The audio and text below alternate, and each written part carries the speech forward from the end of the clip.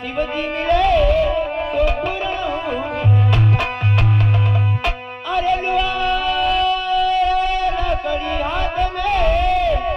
हे ज्ञान दरूरती हे कथा कहूँ ते जागरी तो ते सुन जा जान अरे मैं गई जानू सावर हे ज्ञाने सभी संसार हे मैं तो मारो बोलो वालो मन कोने गणो अरे जात मरी दोया जाए हे जल मारो नाम हे भक्ति वाली सोवाणी कोयो कथा मारो